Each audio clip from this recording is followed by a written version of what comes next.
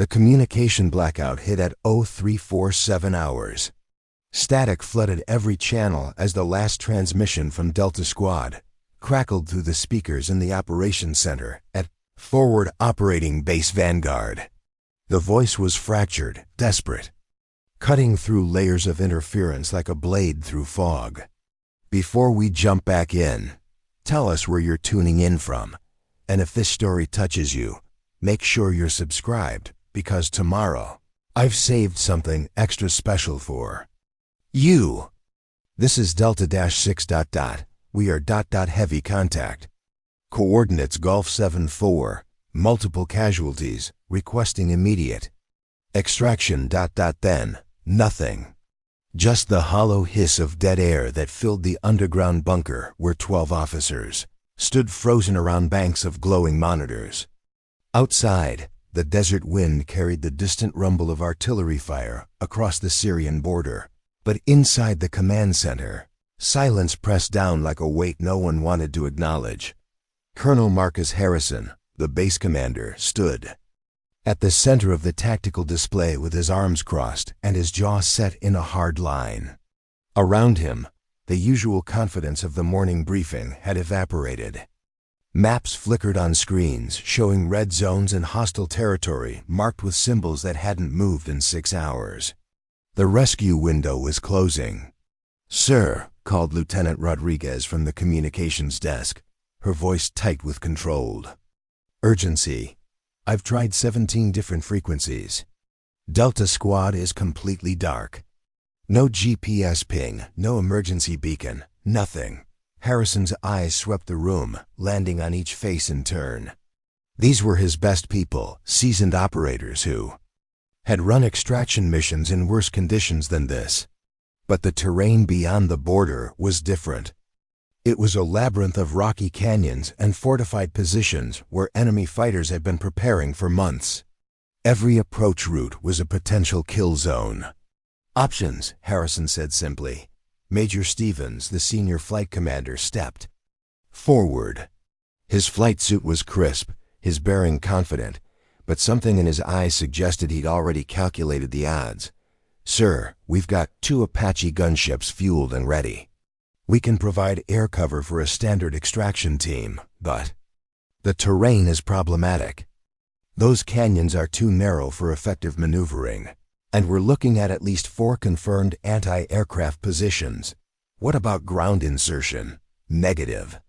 The area is crawling with hostiles. We'd need a full company to even reach the LZ, and by then..." Stevens didn't finish the sentence. Everyone in the room knew what he meant. Delta Squad had been missing for 6 hours. In hostile territory, that was a lifetime. Captain Williams, the intelligence officer, pulled up a terrain model on the main screen. The 3D projection showed a maze of jagged ridges and deep valleys, marked with red indicators for known enemy positions. "Sir, our last satellite pass showed increased activity in this sector. They're moving in organized patterns, not random patrols. It looks like they're conducting a sweep." The implications hung in the air like smoke. If the enemy was conducting a systematic search, they were either hunting Delta Squad or they'd already found them.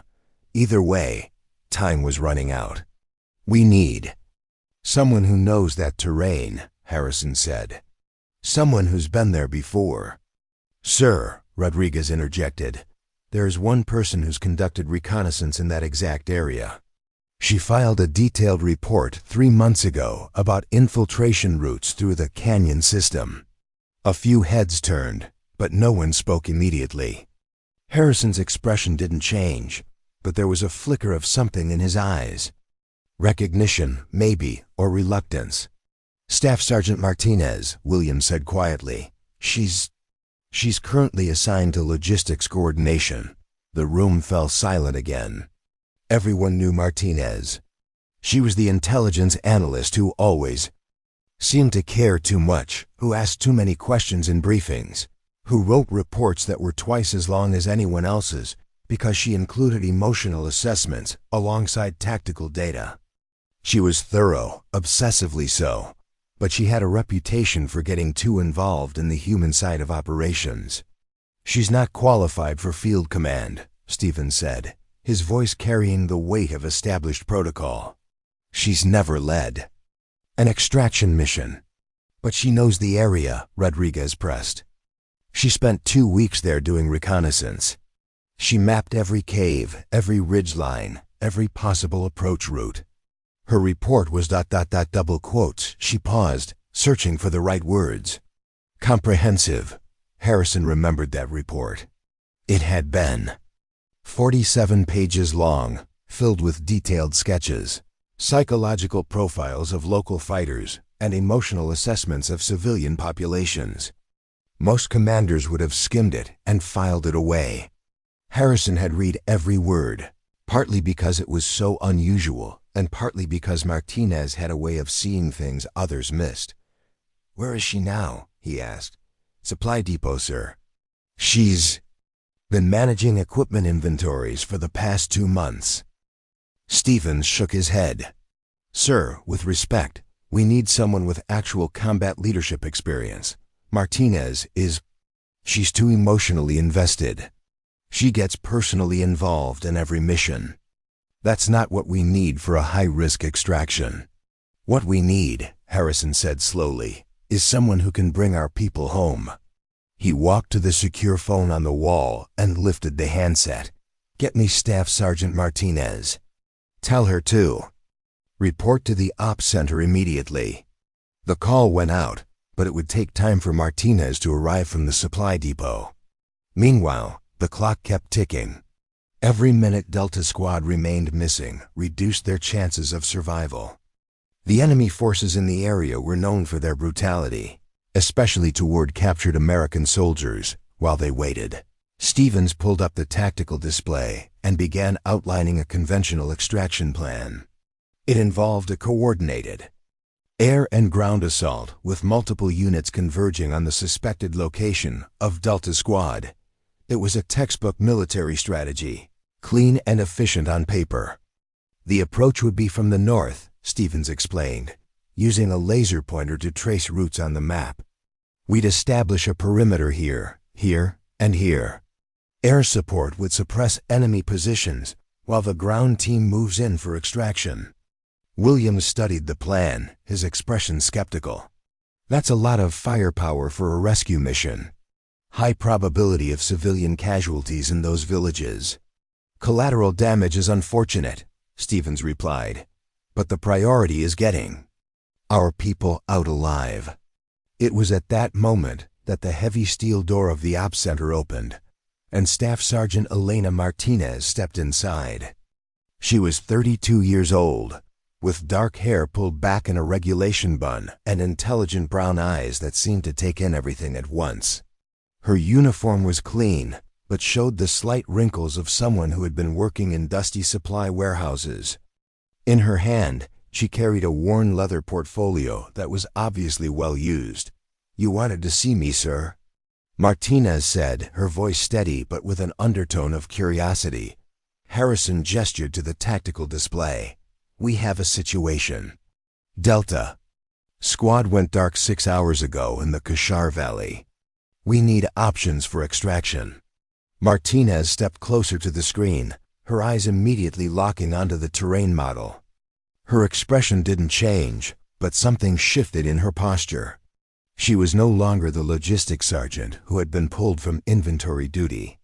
She was an analyst studying a problem that required immediate solution. "Kashar Valley," she said quietly. "Grid coordinates?" Williams read off the numbers, and Martinez nodded. She opened her portfolio and pulled out a hand-drawn map covered in pencil marks and colored annotations. It was clearly her own work, detailed and precise in a way that suggested countless hours of study. Preparing and narrating this story took us a lot of time, so if you are enjoying it, subscribe to our channel. It means a lot to us. Now back to the story. "I know this area," she said. "I spent 14 days there in March, conducting reconnaissance. The terrain is more complex than the satellite images suggest." Stevens glanced at the hand-drawn map and frowned. "Sergeant, we need a tactical solution, not a geography lesson." Martinez looked up at him, and for a moment, something flashed in her eyes. Not anger exactly, but a kind of focused intensity that suggested she'd heard similar dismissals before. "The tactical solution depends on understanding human geography," she said evenly. "The enemy fighters in that area aren't just random insurgents. They're organized around family groups from 3 specific villages. They know every cave, every water source, every hiding place. A conventional assault would drive them deeper into the canyon system, and they'd take our people with them." She moved to the tactical display and began pointing to specific locations. "On the terrain model, but there's another approach. The local population isn't entirely hostile. There are families in this village who have been quietly cooperating with coalition forces. They've been providing intelligence about insurgent movements." "How do you know that?" Harrison asked. "Because I lived with them for 3 days during my reconnaissance mission. I learned their dialects, their family structures, their grievances. I know who can be trusted and who can't." Stevens stepped forward. "Sergeant, that's not how military operations work. We don't base tactical decisions on personal relationships with foreign civilians."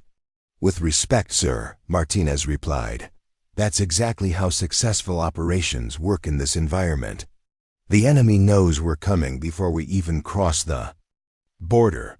They have spotters in every village, informants in every market.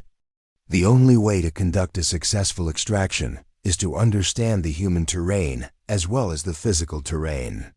She opened her portfolio again and pulled out a series of photographs and handwritten notes. "I've maintained contact with key individuals in the area. They've been providing information about insurgent activities for months. If Delta Squad is being held in the Kashar Valley, these people will know where." Harrison studied the materials Martinez had spread on the table. The photographs showed faces of local villagers, with detailed notes about their family connections, their political leanings, and their relationships with both coalition forces and insurgent groups. It was the kind of intelligence that couldn't be gathered from satellite imagery or electronic surveillance. It required human contact, trust, and the kind of emotional investment that many officers viewed as a liability. "This is impressive intelligence," Harrison said, "but it doesn't change the tactical reality. We need someone with command experience to lead an extraction mission." "Sir," Martinez said, "I'm not asking to lead a conventional extraction mission. I'm suggesting a different approach entirely." She moved back to the tactical display and began outlining a plan that was unlike anything Stevens had proposed. Instead of a full-scale assault, she suggested a small team insertion using local contacts to navigate the canyon system. Instead of overwhelming firepower, she proposed a surgical approach that would minimize civilian casualties and reduce the risk of the enemy executing their prisoners. "The key," she explained, "is to make contact with the village elder in Kashar. His name is Abdul Rahman, and he's been quietly feeding information to coalition forces for 8 months. He knows where the insurgents hold prisoners, and he knows the guard rotations, but he'll only work with someone he trusts." "And he trusts you?" Williams asked. Martinez nodded. "His youngest daughter was wounded in a coalition airstrike last year. She was brought to our medical facility for treatment. I was the one who stayed with the family during her recovery. I learned their language, their customs. I helped them navigate our bureaucracy to get compensation for their losses." Stevens shook his head. "You're talking about putting the entire mission at risk based on personal relationships with foreign nationals. That's not military strategy, that's social work." "It's human intelligence," Martinez replied. "And in this environment, human intelligence is the difference between success and failure." The room fell silent as Harrison weighed the options. The conventional approach offered the certainty of overwhelming force, but it also carried significant risks. The enemy would see them coming, and they'd have time to execute their prisoners or move them to another location. Martinez's approach was less conventional, but it offered the possibility of surprise and the kind of precise intelligence that could save lives. "How long would your approach take?" Harrison asked. 12 hours to establish contact and confirm the location.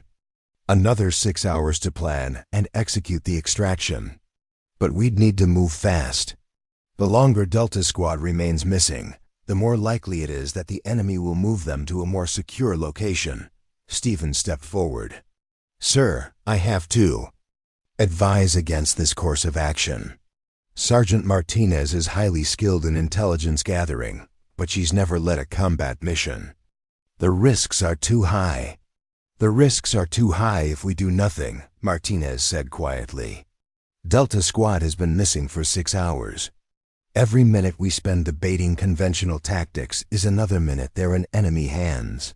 Harrison looked at the tactical display, then at the hand-drawn maps and photographs Martinez had spread across the table. The choice was clear, but it wasn't easy. He could follow established protocol and authorize a conventional extraction mission with all the risks and uncertainties that entailed. Or he could trust the intelligence and instincts of a staff sergeant who had been dismissed by her peers as too emotionally invested in her work. "Sergeant Martinez," he said finally, "I want you to establish contact with your sources in the Kashar Valley. Find out what they know about Delta Squad's location. But I want you to understand something clearly. If I authorize this mission, you'll be leading it. Are you prepared for that responsibility?" Martinez closed her portfolio and looked directly at Harrison. "Sir, I've been preparing for this responsibility for 3 years. I know that terrain, I know those people, and I know how to bring our soldiers home." "Then make it happen," Harrison said. "You have operational command." The decision sent a ripple of tension through the room. Stephen's expression remained professional, but his disagreement was obvious. Williams and Rodriguez exchanged glances that suggested they weren't sure whether to be impressed or concerned. Martinez simply nodded and began gathering her materials. "I'll need a small team," she said. "No more than 6 people. And I'll need complete operational autonomy once we cross the border." "Done," Harrison said. "What else?" "Time," Martinez replied. "The enemy knows we're coming. They've been monitoring our communications, our flight patterns, our supply convoys. They know our standard procedures. The only advantage we have is that they don't know about my contacts in the area, but that advantage won't last long." She moved to the communications console and began entering frequencies that weren't in the standard military database. "I'm going to make contact with Abdul Rahman now. If he confirms that Delta Squad is in the area, we can begin planning the extraction immediately." As Martinez worked at the console, adjusting frequencies and preparing to make contact with her sources, the other officers in the room began to understand that they were witnessing something unprecedented. A staff sergeant who had been relegated to logistics duty was about to lead a rescue mission into enemy territory, using intelligence networks and human relationships that no one else in the room fully understood. The radio crackled to life, and Martinez began speaking in fluent Arabic, her voice carrying the kind of warmth and familiarity that suggested genuine friendship with the person on the other end of the conversation. The other officers couldn't understand the words, but they could hear the emotion in her voice, the personal investment that Stevens had criticized as a liability. But as Martinez continued the conversation, gathering intelligence and confirming details about Delta Squad's location, it became clear that what others had seen as weakness might actually be her greatest strength. Her emotional investment in the people and the mission had created assets that no amount of firepower could replace. The rescue mission was about to begin, and it would be led by the woman they had called too emotional to command. 3 months earlier, Elena Martinez had been doing what she always did at 0530 hours, sitting alone in the mess hall with a cup of black coffee and 3 different Intelligence reports spread across the metal table. While other soldiers stumbled through breakfast with half-closed eyes, she was already deep into her second hour of work, cross-referencing patrol reports with cultural assessments and weather patterns. The mess hall at Forward Operating Base. Vanguard was a converted warehouse with fluorescent lights that flickered intermittently and industrial fans that never quite managed to clear the persistent smell of diesel fuel and dust. Most soldiers treated it as a necessary stop for calories and caffeine before heading to their assignments. For Martinez, it was her first office of the day. She had developed a routine over her 18 months at the base. Every morning, she would arrive at the mess hall before the kitchen staff had even finished brewing the coffee. She would claim the corner table near the window that faced east toward the mountains, and she would spread out her work like a student preparing for final exams. The other soldiers had learned to leave her alone during these morning sessions, not out of respect, but because they had all experienced her intensity when interrupted. "Morning, Elena," called Sergeant First Class Thompson as he shuffled past, with a tray of scrambled eggs and toast. "You're up early again." Martinez looked up from a satellite photo she had been studying with a magnifying glass. "Morning, Thompson. How was the night watch?" "Quiet. Too quiet, if you ask me." Thompson paused at her table, glancing at the papers spread across its surface. "What's all this?" "Population movement patterns in the Kashar Valley. I've been tracking family migrations for the past 6 weeks. There's something happening that's not showing up in the official reports." Thompson squinted at the maps and photographs, most of which were covered in Martinez's distinctive handwriting. Her notes were dense, written in a script so small that it looked like code from a distance. "You know the intel guys have computers for this stuff, right?" "Computers don't talk to village elders," Martinez replied, returning to her magnifying glass. "They don't sit with families during dinner. They don't learn about cousin networks and marriage alliances." "Right," Thompson said, though his expression suggested he didn't entirely understand. "Well, try to get some sleep sometime." As Thompson walked away, Martinez returned to her work. She had been mapping the social structure of the Kashar Valley for 3 months, but not because it was her assigned mission. Her official duties involved processing intelligence reports from field teams and preparing briefings for command staff. It was important work, but it was also largely administrative. She read reports that other people had written, summarized information that other people had gathered, and prepared presentations that other people would deliver. But Martinez had never been content with administrative work. She had joined the Army to make a difference, to be part of something meaningful. Processing paperwork in an air-conditioned office while other soldiers risked their lives in the field felt like a betrayal of that purpose. So she had created her own mission, one that used her natural gifts for language and cultural analysis. Idea had started during her first week at the base. She had been reading patrol reports from teams operating near the Syrian border, and she had noticed inconsistencies in the descriptions of local civilian behavior. Some patrols reported friendly interactions with villagers, while others described the same villages as hostile or uncooperative. The discrepancies were subtle, but they suggested that the Americans were misunderstanding something fundamental about the local population. Martinez had grown up in a bilingual household in San Antonio, where her grandmother had taught her that understanding people required more than just speaking their language. It required understanding their history, their family structures, their fears and hopes. She had studied anthropology in college before joining the Army, and she had always been fascinated by the way human relationships shaped political and military outcomes. So she had begun her own research project. During her off-duty hours, she would request permission to accompany supply convoys and patrol missions, not to participate in combat operations, but to observe and learn.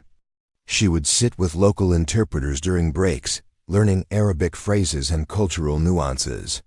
She would ask questions that went beyond immediate tactical concerns. Who were the respected elders in each village? What were the historical grievances? Between different family groups?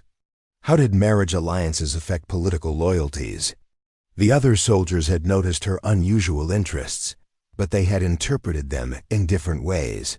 Some viewed her as dedicated and thorough. Others saw her as obsessive and impractical.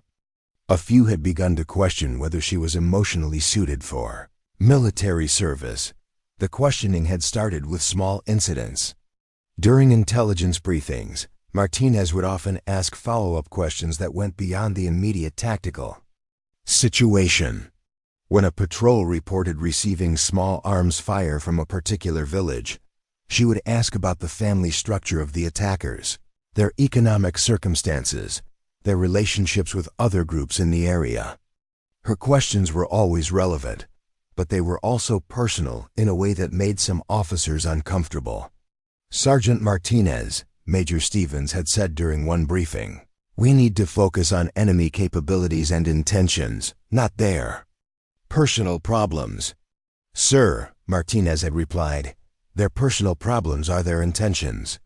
If we understand why they're fighting, we can better predict how they'll fight." Stevens had frowned. "That's not how intelligence analysis works. We deal in facts, not feelings." But Martinez had persisted. She had continued asking her questions, continued conducting her research, continued building her network of cultural contacts. And gradually, her work had begun to produce results. She had identified key influencers in several villages who were willing to provide information about insurgent activities. She had mapped family relationships that explained why certain areas were more hostile than others. She had even prevented several attacks by recognizing patterns in civilian behavior that suggested impending insurgent operations. Her success had not gone unnoticed by the command staff, but it had also not been fully embraced. Martinez was seen as a valuable asset, but also as something of an anomaly. She was too emotionally invested in her work, too personally connected to the people she studied. She cared about outcomes in a way that made her superiors uncomfortable. Perception had been reinforced by her response to civilian casualties. When coalition airstrikes resulted in the deaths of non-combatants, Martinez would often request permission to visit the affected families, ostensibly to gather intelligence, but actually to provide comfort and assistance.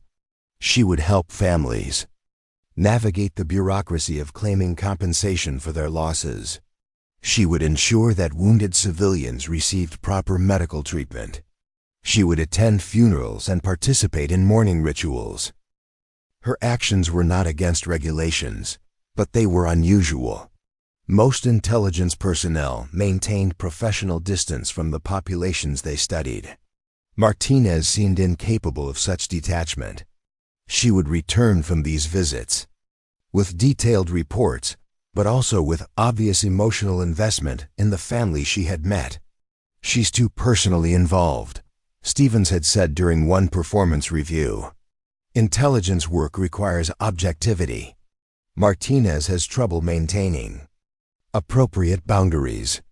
Colonel Harrison had read Martinez's reports and had been impressed by their depth and accuracy.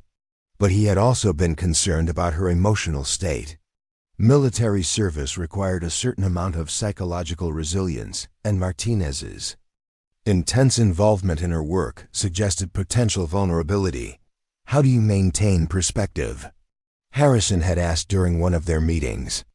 "Sir, I don't think perspective requires distance," Martinez had replied. "I think it requires understanding. The more I understand about these people, the better I can predict their behavior, the better I can help our soldiers stay safe." "But you're carrying their burdens as well as your own. That's not sustainable." Martinez had considered this for a long moment. "Sir, if I don't carry their burdens, who will? If I don't understand their pain, how can I understand their actions? If I don't care about their outcomes, how can I care about ours?" Harrison had recognized the sincerity in her voice, but he had also recognized the danger. Martinez was the kind of person who would burn herself out trying to save everyone. She needed protection from her own compassion. so she had been gradually moved away from field operations and into administrative roles. It wasn't a punishment exactly, but it was a way of managing her intensity. She would still do intelligence work, but from a safe distance. She would still contribute to mission planning, but she wouldn't be directly involved in operations. Martinez had accepted the change without complaint, but she had not accepted it as final. She had continued her research, continued building her network of contacts, continued preparing for the day when her knowledge would be needed. She had maintained her morning routine in the mess hall, her evening sessions in the abandoned classroom. She had converted into an unofficial office, her weekend trips to local markets where she could practice her Arabic and maintain her cultural connections. The supply depot assignment had been the latest attempt to channel her energies in a more conventional direction. For 2 months, she had been managing equipment inventories and coordinating logistics for various units on the base.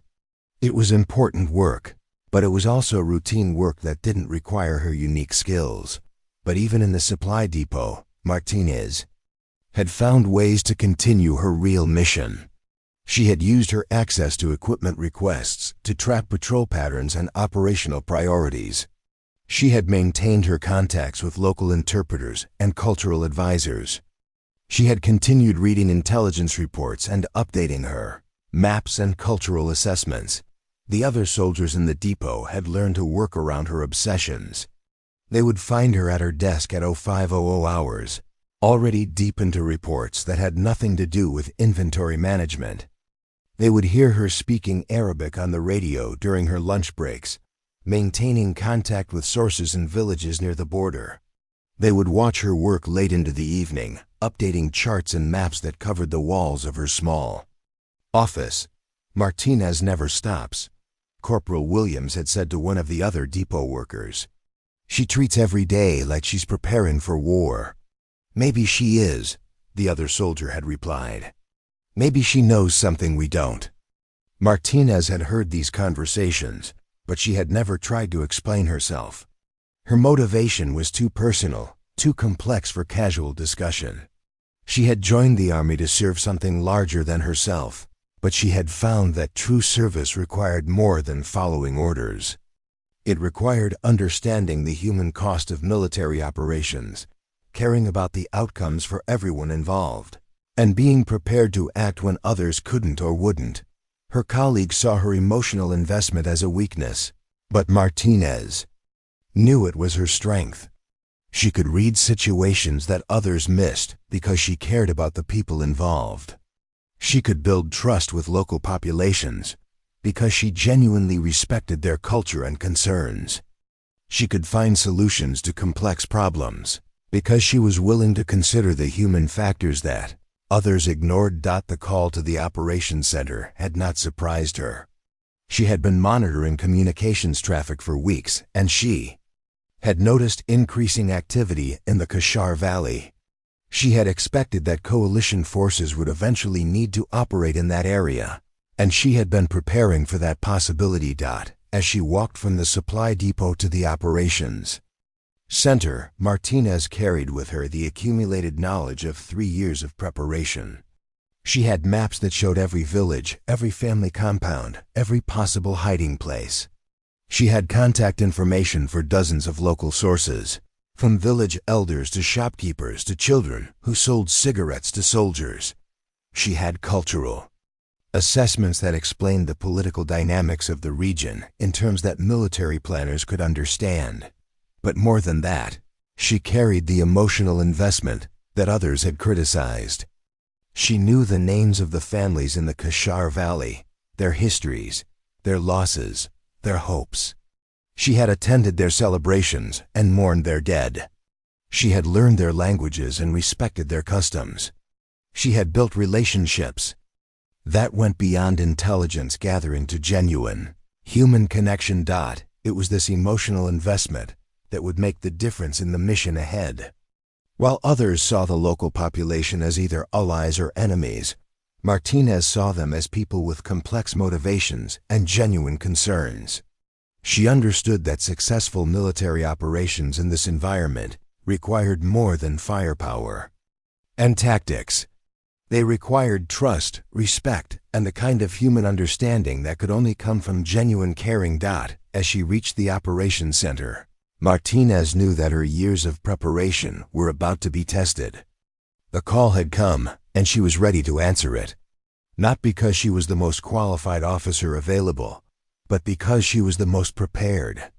Not because she had the most experience in combat leadership, but because she had the deepest understanding of the human terrain. The heavy steel door of the operations center opened before her, and Martinez stepped inside to face the crisis that would define her career and possibly save the lives of the missing Delta Squad members.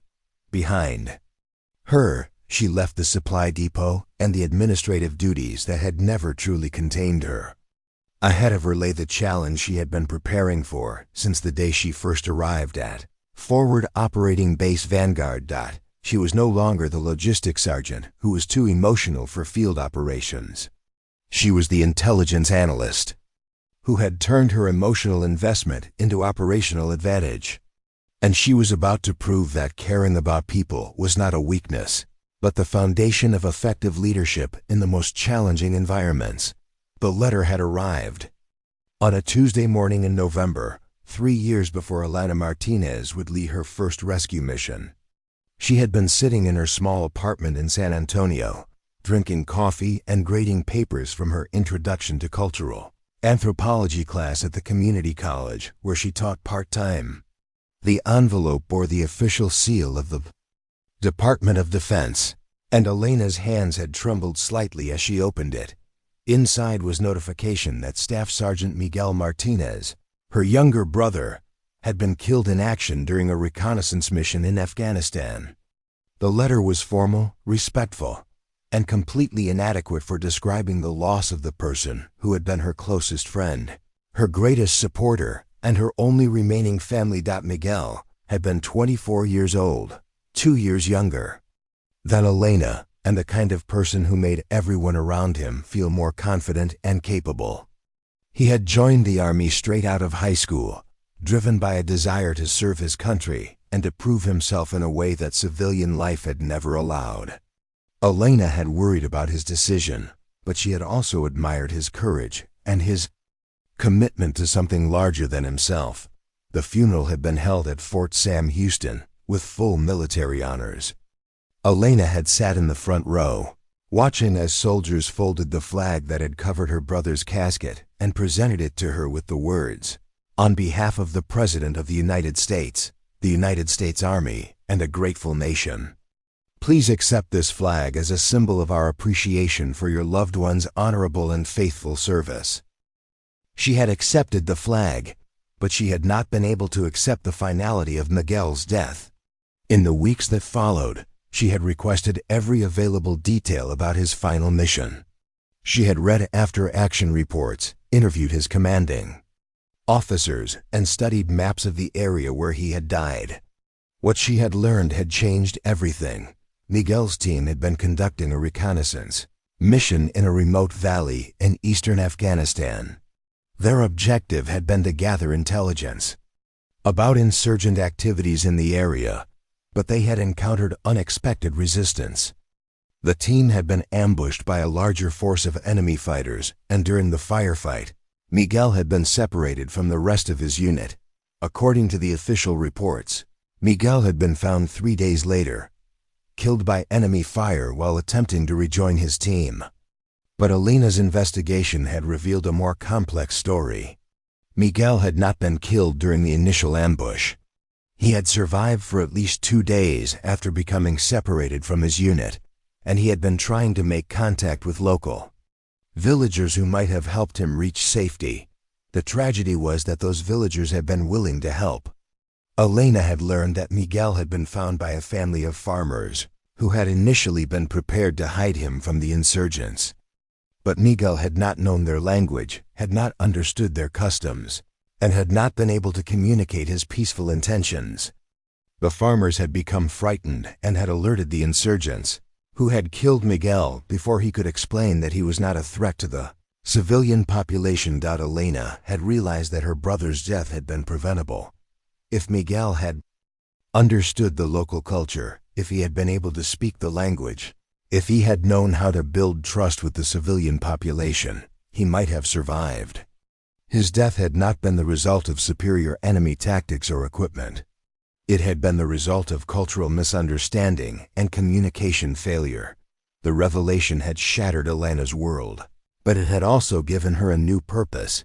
She had been teaching anthropology because she loved understanding different cultures and helping students appreciate the complexity of human societies. But Miguel's death had shown her that cultural understanding was not just an academic exercise. It was a matter of life and death for American soldiers serving in foreign countries. She had made a decision that had surprised everyone who knew her. She had resigned from her teaching position, ended her lease on her apartment, and enlisted in the army. Her friends and colleagues had been shocked. Elena had never shown any interest in military service, and she had often been critical of American foreign policy. But she had explained her decision in terms that left no room for argument. Miguel died because he couldn't communicate with people who wanted to help him, she had said. I'm going to make sure that doesn't happen to anyone else. Elena's decision to enlist had not been about revenge or patriotism in the conventional sense. It had been about preventing other families from experiencing the loss she had endured. She had believed that her skills in language and cultural analysis could save lives, and she had been determined to put those skills to use in the places where they were most needed. Basic training had been challenging, but not in the ways Elena had expected. The physical demands had been manageable, and she had quickly mastered the technical aspects of military service. The real challenge had been learning to function within an institutional culture that valued conformity and discouraged the kind of individual initiative that had always been her strength. Elena had been used to academic environments where questioning assumptions and exploring alternative perspectives were encouraged. The military, by contrast, emphasized following orders and maintaining chain of command. Elena had struggled to find her place within a system that seemed to discourage the very qualities that had motivated her to join. But she had persisted, driven by her memory of Miguel and her commitment to preventing similar tragedies. She had excelled in intelligence training, where her language skills and cultural knowledge had finally found appropriate application.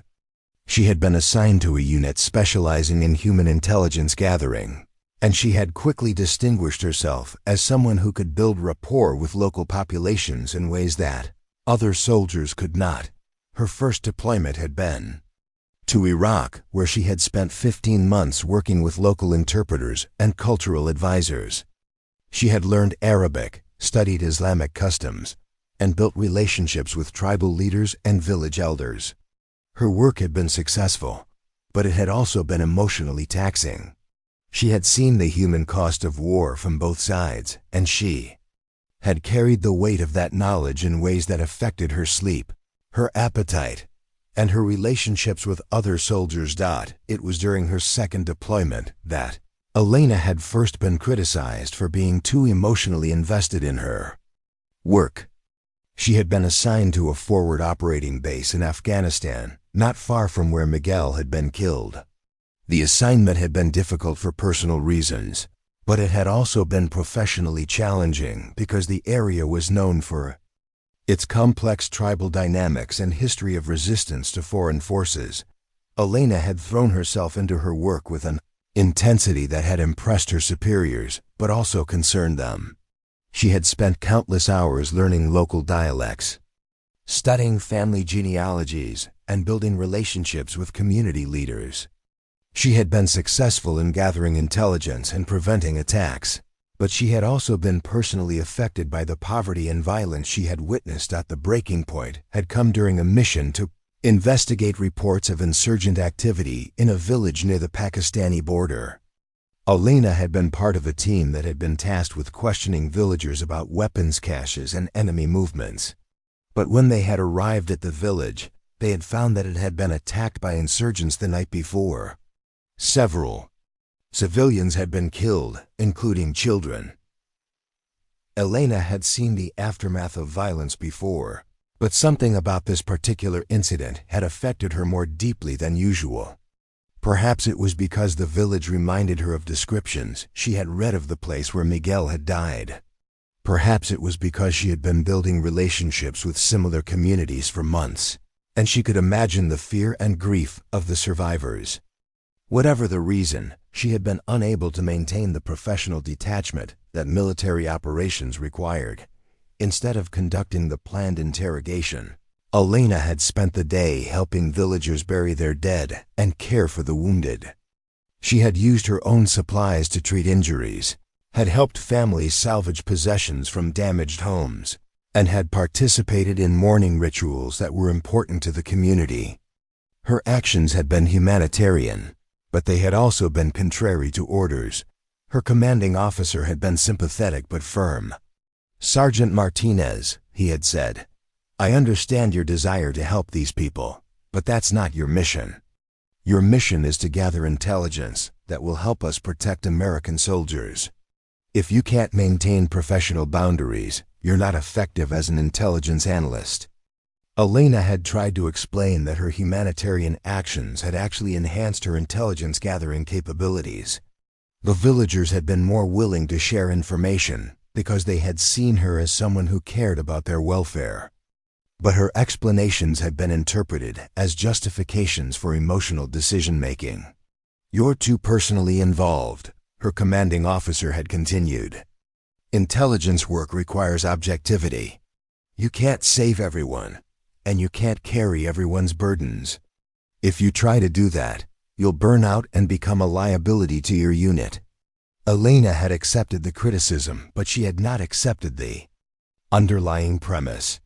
She had believed that caring about people was not a weakness, but a strength, and that emotional investment was not a liability, but an asset. She had continued her work, but she had also continued to struggle with the tension between military objectives and human compassion. The struggle had followed her to Forward Operating Base Vanguard, where she had been assigned to a position that was supposed to keep her at a safe distance from the emotional demands of field operations.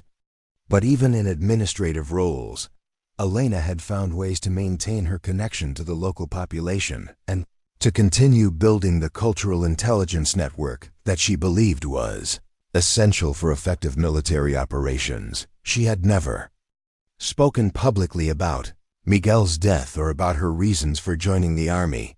Her colleagues knew that she had lost a brother in combat, but they did not know the details of his death or the impact it had had on her decision to enlist. Elena had kept those details private, partly because they were too painful to discuss and partly because she had known that her emotional motivations would be seen as evidence of her unfitness for military service. But Miguel's memory had been with her every day. She had carried his photograph in her wallet, had read his letters during difficult moments, and had made decisions based on the question of what would have kept him alive. Her emotional investment in her work had not been a professional weakness. It had been a personal mission to honor her brother's memory by preventing similar tragedies from affecting other families. The cultural intelligence network that Elena had built over 3 years had been her way of creating the kind of understanding that might have saved Miguel's life. Every relationship she had developed, every language she had learned, every cultural insight she had gained had been motivated by the desire to bridge the gap between American soldiers and the local populations they encountered. Her reputation for being too emotional had been accurate in one sense. She had been emotionally invested in her work in ways that other soldiers were not. But her emotional investment had not made her less effective. It had made her more effective because it had motivated her to develop capabilities that purely professional soldiers did not possess. As Elena had prepared for the rescue mission that would define her career, she had been carrying not just the technical knowledge and cultural insights that would be necessary for success. She had been carrying the memory of a younger brother who had died because of cultural misunderstanding, and the determination to ensure that no other American soldier would die for the same reason. The mission to rescue Delta Squad had been about more than military objectives. It had been about fulfilling a promise Elena had made to Miguel's memory 3 years earlier. It had been about proving that caring about people was not a weakness, but the foundation of effective leadership. And it had been about demonstrating that the emotional investment that had been criticized as a liability was actually the key to success in the most challenging environments. Miguel's death had been the tragedy that had shaped Elena's life and career, but it had also been the foundation that would enable her to save the lives of soldiers who found themselves in similar circumstances. Her emotional investment in her work had been born from personal loss, but it had been refined into professional capability through years of preparation and dedication. As Elena stood in the operations center, preparing to lead her first rescue mission, she had been carrying Miguel's memory with her as both burden and inspiration. She had been ready to prove that the love for her brother that had driven her to join the army was not a weakness but a strength, and that the emotional investment that had been criticized as unprofessional was actually the key to bringing American soldiers home safely. The first formal complaint about Elena Martinez's methods had been filed on a Thursday morning in February, 6 months after her arrival at Forward Operating Base Vanguard. Captain Rebecca Foster, the new intelligence officer who had been assigned to supervise Martinez's work, had submitted a 2-page memorandum to Colonel Harrison expressing concerns about Martinez's unconventional approach to intelligence gathering and her tendency to exceed authorized parameters. Foster had been a West Point graduate with an MBA from Georgetown, someone who approached military problems with the systematic precision of a business consultant. She had arrived at the base with clear ideas about how intelligence operations should be conducted, and Martinez's methods had not aligned with those expectations. Sergeant Martinez consistently prioritizes human relationships over data collection, Foster had written in her report. During last week's mission to assess insurgent activities in the border villages, she spent 3 hours participating in a wedding ceremony rather than conducting systematic interviews with potential sources.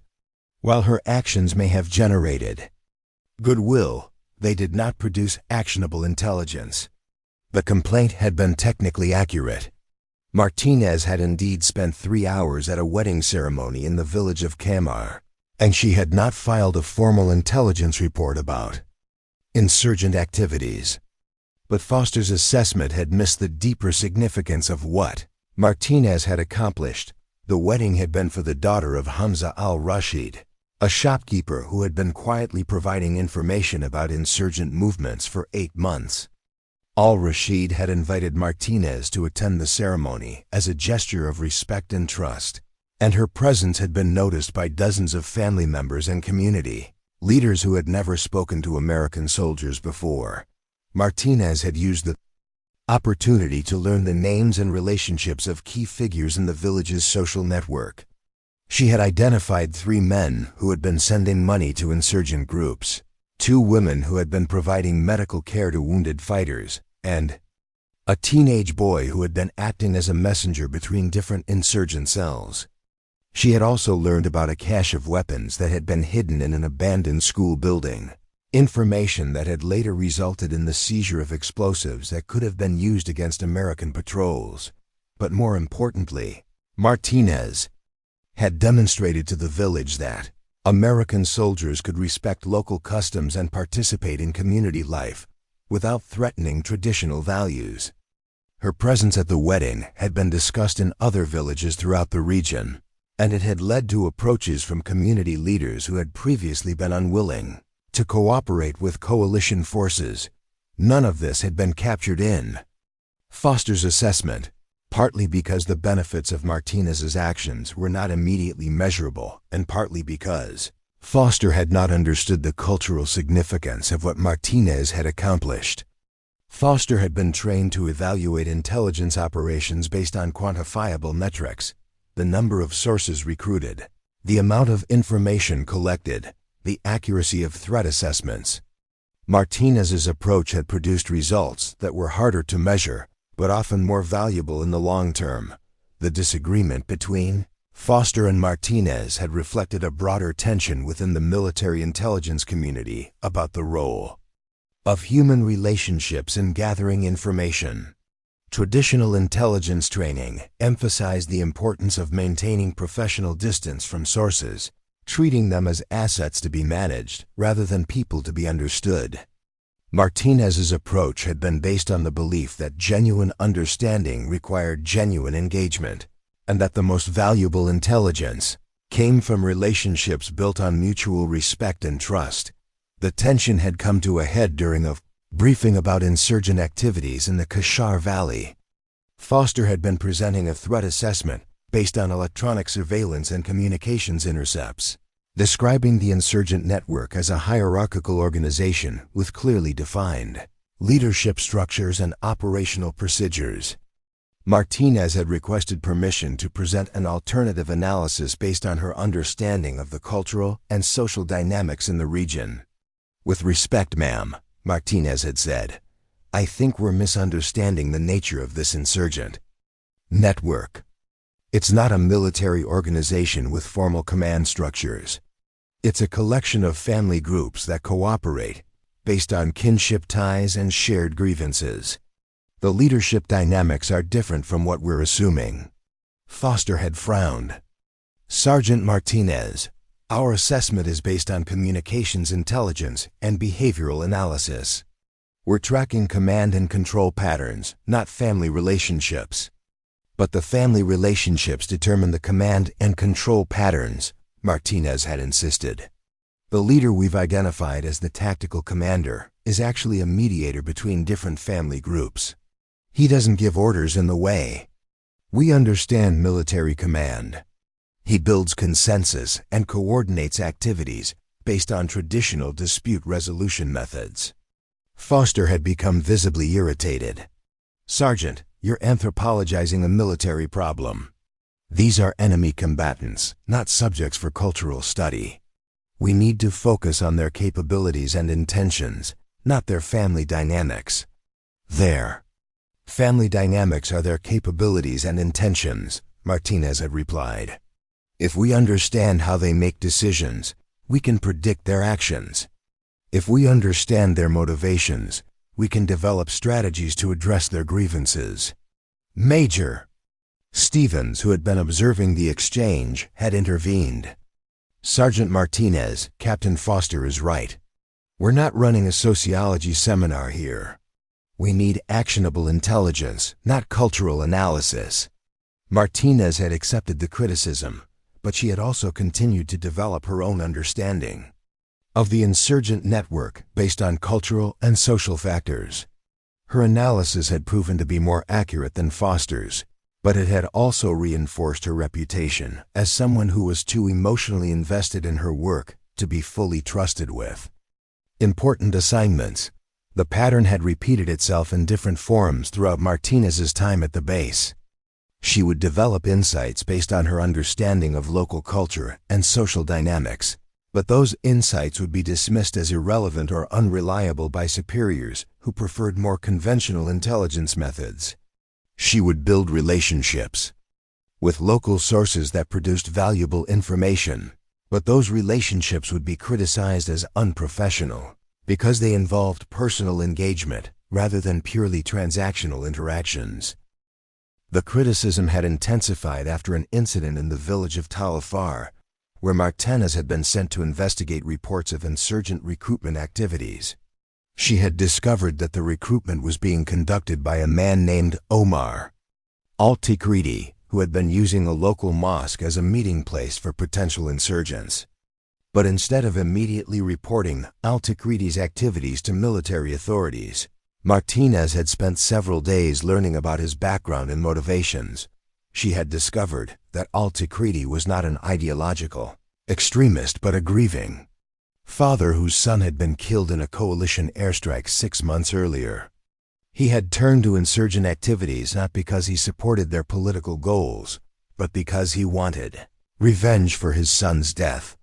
Martinez had also learned that Alticrides' recruitment efforts had been largely unsuccessful because most of the young men in the village respected him personally, but did not share his desire for violent revenge.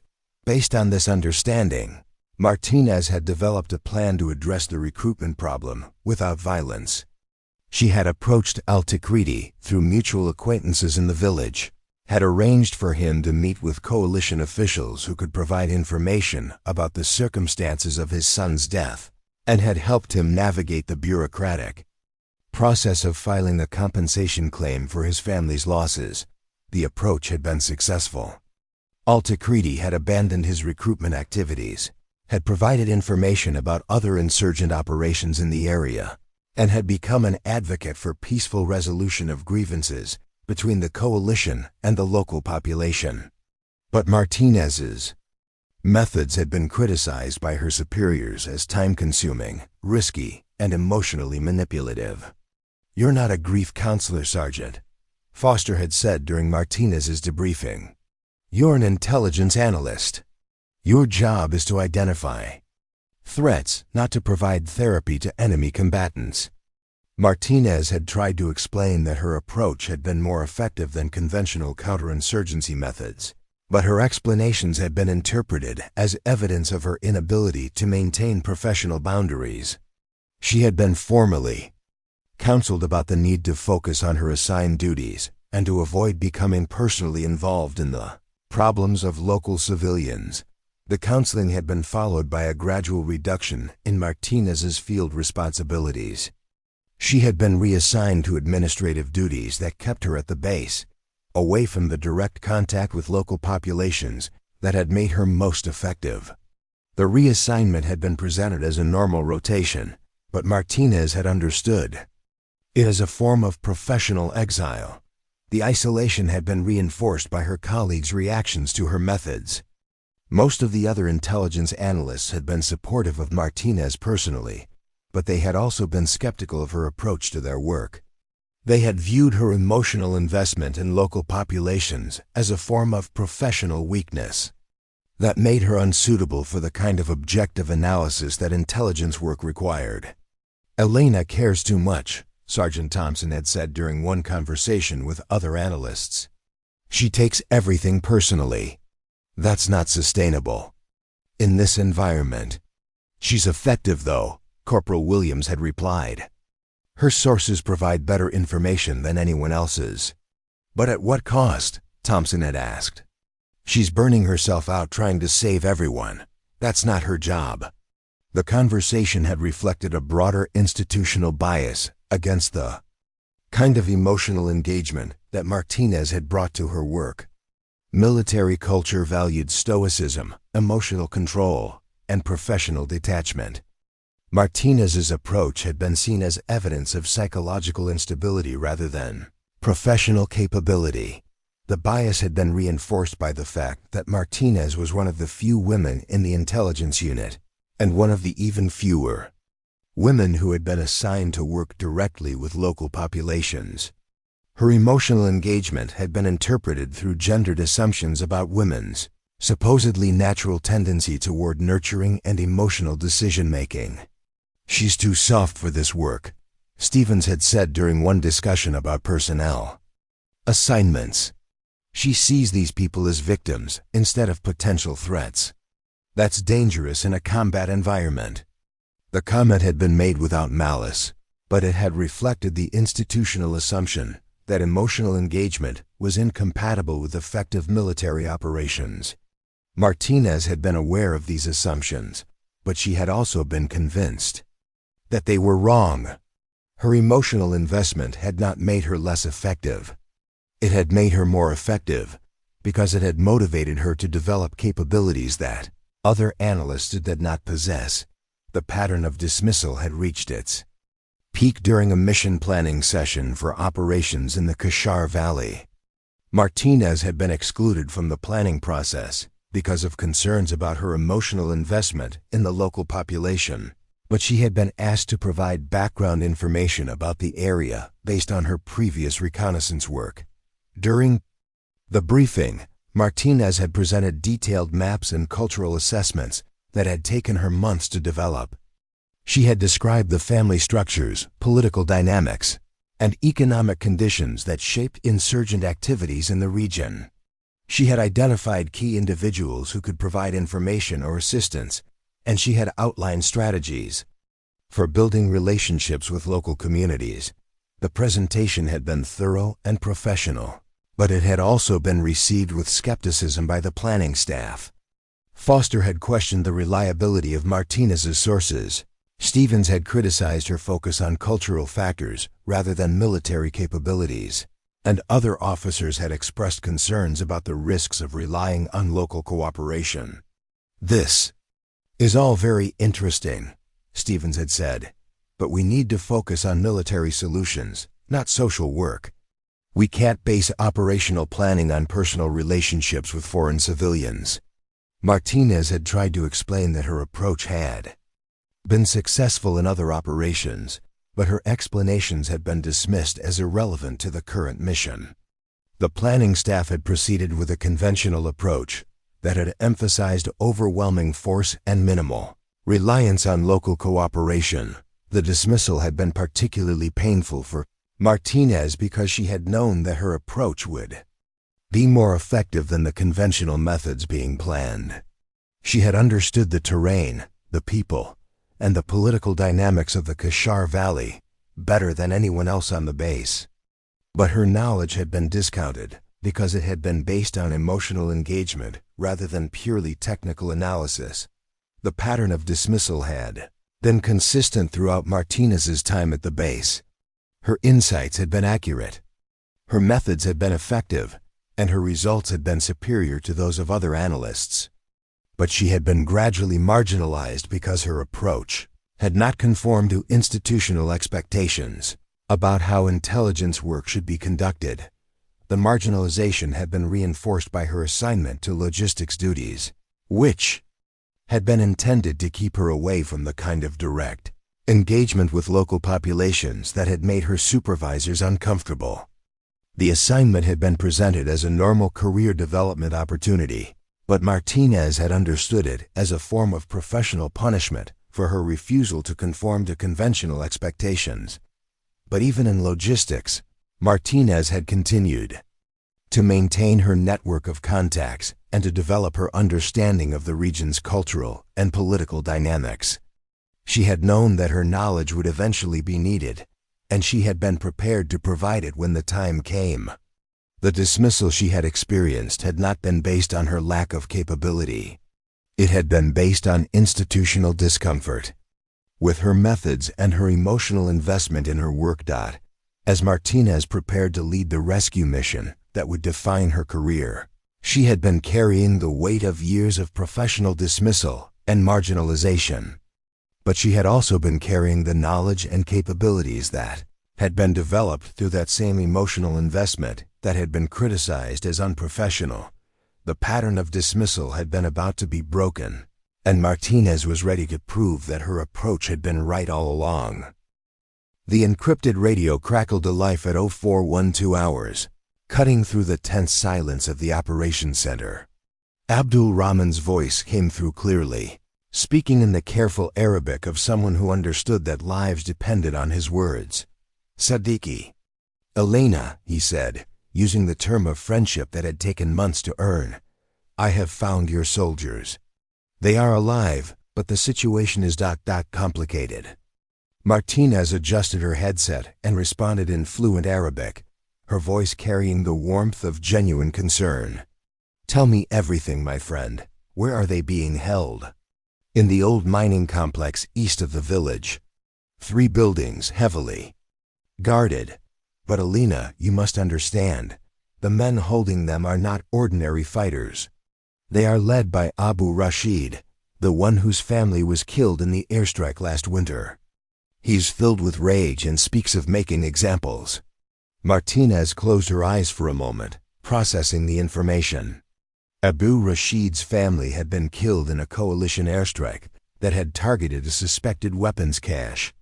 The strike had been based on intelligence that had later proved to be inaccurate.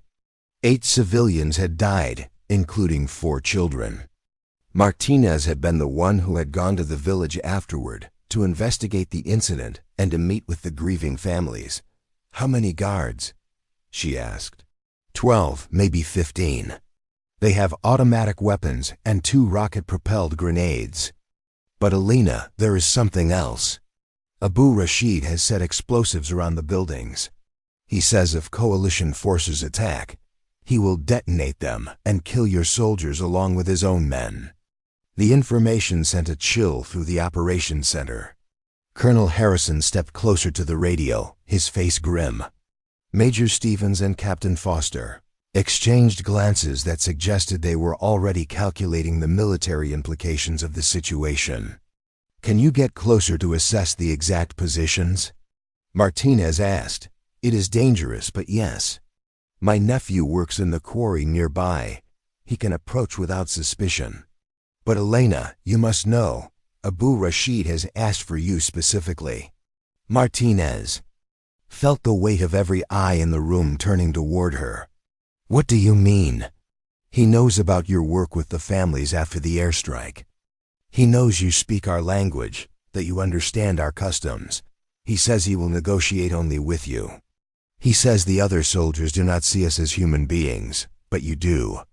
Harrison stepped forward and gestured for Martinez to mute the radio. "Sergeant, this changes everything.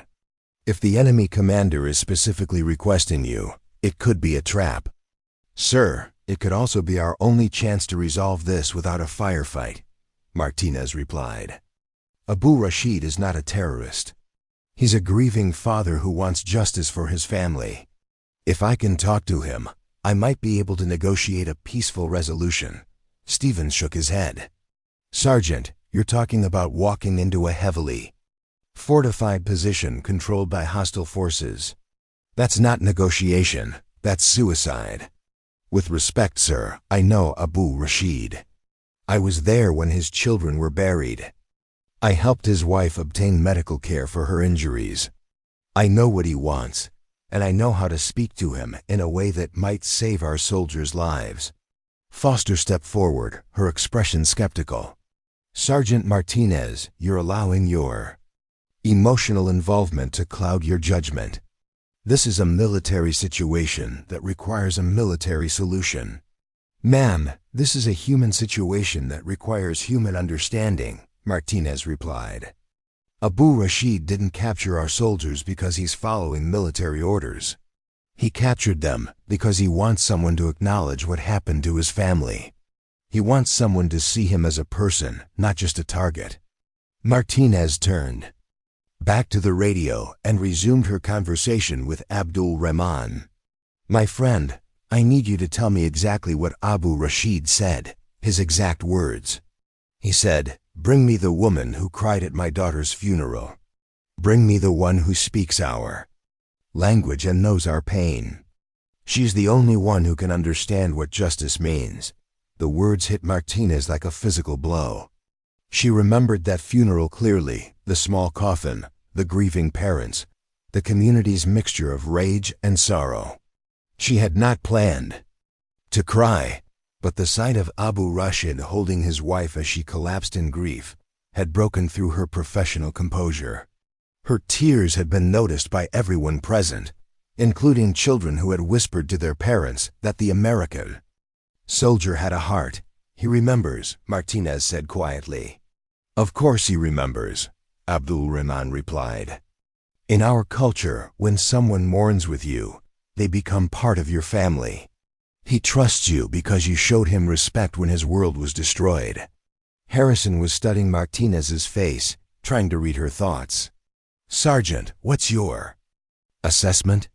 Is this a genuine opportunity for negotiation, or are you walking into an ambush?" Martinez considered the question carefully. "Sir, Abu Rashid is not a career insurgent. He's a construction foreman who lost his family and turned to violence because he felt like he had no other options.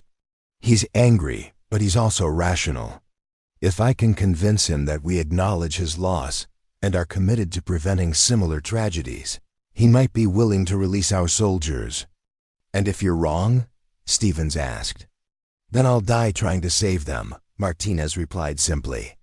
But sir, I don't think I'm wrong. I know this man. I know his pain. And I know that sometimes the only way to end a cycle of violence is for someone to take the first step toward understanding. Harrison studied the tactical display, weighing the options. A conventional assault would likely result in the deaths of the captured soldiers, as well as significant casualties among the attacking force. The terrain favored the defenders, and the presence of explosives made any direct approach extremely dangerous. What would you need for this negotiation? Harrison asked. A small team, no more than 4 people. We approach openly, with no heavy weapons. I go in alone while the team provides security at a distance. Most importantly, we need to respect the cultural protocols for this kind of meeting. Foster stepped forward. Sergeant, you're talking about putting yourself at the mercy of hostile forces based on your personal relationship with one individual. That's not a viable military strategy. Ma'am, it's exactly the kind of strategy that works in this environment. Martinez replied. Abu Rashid isn't holding our soldiers because he wants to start a war. He's holding them because he wants someone to acknowledge what happened to his family. If we can provide that acknowledgement, we can resolve this without violence. Martinez turned back to the radio. Abdul Rahman, I need you to deliver a message to Abu Rashid. Tell him that Alina Martinez requests permission to meet with him under the traditional rules of hospitality. Tell him that I come seeking justice for all families who have lost loved ones in this conflict. I will deliver your message, Abdul. Rahman replied. But Alina, be careful. Abu Rashid is not the only one involved in this. There are others who want to use the situation to provoke a larger conflict. They may try to prevent a peaceful resolution. The warning was sobering. Martinez realized that the situation was more complex than a simple hostage negotiation. Other insurgent groups might be using Abu Rashid's grief as a pretext for a broader attack on coalition forces. If she walked into the meeting, she might be walking into a trap designed to eliminate her and escalate the conflict. But she also realized that conventional military action would certainly result in the deaths of the captured soldiers. The mining complex was designed to be defensible, and Abu Rashid had had hours to prepare his positions. A direct assault would turn the rescue mission into a bloodbath. Sir, Martinez said to Harrison, I'm requesting permission to lead a negotiation. Team to attempt a peaceful resolution of this situation. Harrison looked around the room at his staff. Stevens was shaking his head, clearly opposed to the plan. Foster was studying the tactical display with obvious skepticism. Rodriguez was monitoring communications traffic, her expression tense with concentration. Sergeant Martinez, Harrison said finally, I want you to understand something clearly. If I authorize this mission, you'll be putting your life at risk based on personal relationships and cultural assessments that can't be verified through conventional intelligence methods. Are you prepared for that responsibility? Sir, I've been preparing for this responsibility for 3 years, Martinez replied.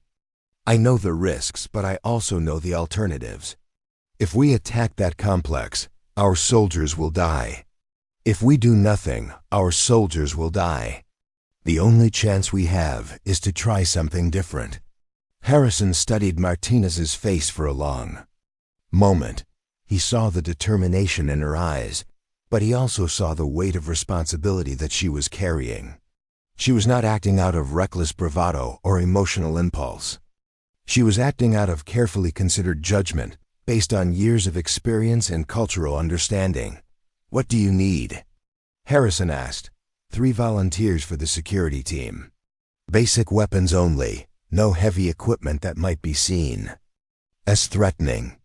A vehicle that can approach the complex without appearing militaristic. And complete operational autonomy once we're in the field. Done, Harrison said, but I want constant communication. If this goes wrong, I need to know immediately so we can mount a rescue operation. Martinez nodded. Understood, sir. But Want you to understand something too. If this goes wrong, it won't be because my assessment was incorrect. It will be because someone on their side, or our side, decided to choose violence over understanding. As Martinez began preparing for the mission, she felt the weight of years of preparation and professional dismissal converging on this single moment.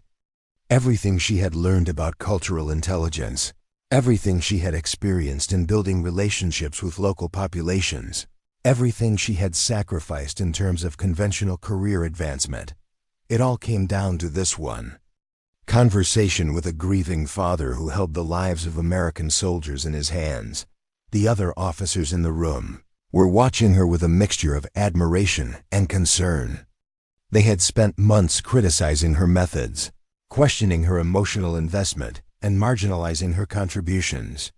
Now they were depending on those same qualities to save the lives of their fellow soldiers. "Rodriguez," Martinez said, "I need you to monitor all communications channels. If other insurgent groups are trying to interfere with this negotiation, I need to know immediately." "Roger that, Sergeant," Rodriguez replied. "I'll track all radio traffic in the area and flag any unusual activity." Martinez turned to Foster. "Ma'am, I need you to coordinate with the Quick Reaction Force. If this negotiation fails, they'll need to be ready to move immediately. But they also need to stay far enough away that they don't appear to be positioning for an attack." Foster nodded reluctantly. "I understand, Sergeant. But I want you to know that I still think this is an extremely risky course of action." "I appreciate your concern, ma'am," Martinez replied. "But sometimes the riskiest course of action is the only one that has a chance of success." As Martinez gathered her gear and prepared to leave the operations center, she felt the familiar weight of responsibility that had driven her throughout her military career. She was not just trying to save the lives of Delta Squad. She was trying to prove that her approach to intelligence work, the emotional investment, the cultural understanding, the human connections, was not a weakness but a strength. The moment of truth had arrived. After years of being dismissed as too emotional, too personally involved, too culturally focused, Martinez was about to demonstrate that those qualities were exactly what was needed to resolve the most dangerous situations. The negotiation with Abu Rashid would determine not just the fate of the captured soldiers, but the vindication of everything Martinez had believed about the importance of human understanding in military operations. She checked her radio one final time, verified her equipment, and headed toward the door. Behind her, the operations center buzzed with the controlled tension of a military unit, preparing for a high-stakes operation. Ahead of her lay the most important conversation of her career, and possibly her life. The woman they had called to. Emotional was about to prove that emotion, properly channeled and professionally applied, was the key to success in the most challenging environments. The moment of truth had arrived, and Martinez was ready to meet it. The mining complex appeared through the morning haze like a fortress carved from the desert itself. 3 concrete buildings clustered around a central courtyard, their walls scarred by decades of wind and neglect. Martinez could see the silhouettes of armed guards moving between the structures, their weapons catching the early sunlight. This was where Delta Squad had been held for 8 hours, and where the next few minutes would determine whether they lived or died. Martinez's team had approached in an unmarked civilian vehicle, a battered Toyota pickup that Abdul Rahman had provided. The truck looked like thousands of others in the region, dusty, dented, and unremarkable. But as they drew closer to the complex, Martinez could feel the weight of hidden eyes tracking their movement. "Contact front," whispered Sergeant Davis, her security team leader, as 2 armed men emerged from the main building. "They're not pointing weapons, but they're ready." Martinez keyed her radio with a steady hand. "Base, this is Negotiator 1. We're at the objective. Beginning approach protocol." Colonel Harrison's voice crackled through the earpiece. "Copy, Negotiator 1. We have eyes on via drone. You're authorized to proceed." Martinez stepped out of the vehicle slowly, her hands visible and empty. She wore no body armor, carried no weapons, and moved with the deliberate calm of someone who understood that survival depended on trust rather than firepower. The morning air was already warm, and she could taste the dust that hung perpetually in the desert atmosphere. One of the guards approached her, his AK-47 slung across his chest but not aimed. He was young, maybe 25, with the lean build of someone who had grown up in this harsh landscape. His eyes were alert but not hostile, and when he spoke, his voice carried the formal politeness of traditional Arabic greeting. "You are Elena Martinez?" "Ma'am," she replied in Arabic. "I am Elena Martinez. I came seeking to speak with Abu Rashid about the American soldiers." The guard nodded and gestured toward the main building. "He is waiting for you. But you must understand, you enter alone, and you accept the hospitality of our house. This means you are under our protection, but also under our authority." Martinez understood the cultural significance of what he was saying. In traditional Arab culture, accepting hospitality created mutual obligations. She would be safe as a guest, but she would also be bound by the rules of the household. It was a form of protection, but also a form of constraint. "I accept your hospitality and your authority," she replied formally. "I trust in the honor of your house." The guard's expression softened slightly. Few Americans understood the protocols of traditional hospitality, and fewer still showed the respect to follow them properly. He led her across the courtyard toward the main building, while other guards watched from positions that had been carefully chosen to provide overlapping fields of fire. The interior of the building was cooler than the desert outside, but the air was heavy with tension. Martinez could hear voices from another room, American voices, weak but alive. Delta Squad was here, and they were conscious. That was the first piece of good news she had received in hours. Abu Rashid was waiting in what had once been the mine supervisor's office. He was a man in his 40s, with prematurely gray hair and eyes that carried the weight of profound loss. Martinez had last seen him at his daughter's funeral, where he had been almost catatonic with grief. Now he appeared alert and focused, but she could see the same deep sadness beneath his composed exterior. "Elena," he said, using her first name in a way that suggested familiarity rather than disrespect. "You came." "Of course I came," Martinez replied in Arabic. "When Abu Rashid calls, Elena answers. That is the way of friendship." Abu Rashid gestured to a chair across from his desk. The furniture was old and worn, but it had been arranged with careful attention to the protocols of formal meetings. 2 glasses of tea sat on the desk, still steaming. Despite the circumstances, he was observing the requirements of hospitality. "Your soldiers are alive," he said without preamble. 3 wounded, but none seriously. They have been given food and water, and their injuries have been treated. This is not about cruelty, Elena. This is about justice. Martinez accepted the tea and sipped it slowly, following the ritual that would establish the proper framework for their conversation. "Tell me about justice, my friend. Help me understand what you need." Abu Rashid's composed expression cracked slightly. "My daughter Fatima was 7 years old. She had just learned to read. She wanted to be a teacher someday, like her aunt. On the morning your planes came, she was playing in the courtyard with her cousins. She died instantly when the bomb exploded." Martinez felt the familiar tightness in her chest that came with witnessing someone else's pain. "I remember Fatima. She had bright eyes and a beautiful smile. I remember her mother speaking about her dreams of becoming a teacher." "You remember," Abu Rashid said, his voice thick with emotion. "You are the only American who has ever spoken my daughter's name. The only one who has acknowledged that she existed, that she mattered, that her death was not just collateral damage in someone else's war. Her death was a tragedy," Martinez said simply. "She was innocent. She deserved to live and grow up and become the teacher she wanted to be. Nothing can change what happened, but that doesn't mean her life didn't matter. Abu Rashid stared at her for a long moment. The intelligence that led to that airstrike was wrong. The weapons cache that your commanders thought was in our neighborhood did not exist. 8 people died for nothing. Children died for nothing, Martinez nodded. I know. I read the investigation report. The intelligence was flawed, and the mission should not have been authorized. That doesn't bring back the people who died, but it does mean that someone made a mistake. A mistake, Abu Rashid repeated bitterly.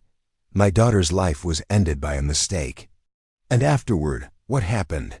Did anyone apologize? Did anyone come to her funeral? Did anyone even acknowledge that she had lived? I came to her funeral, Martinez said quietly. I mourned with you because she deserved to be mourned. I cried because a child's death should make people cry.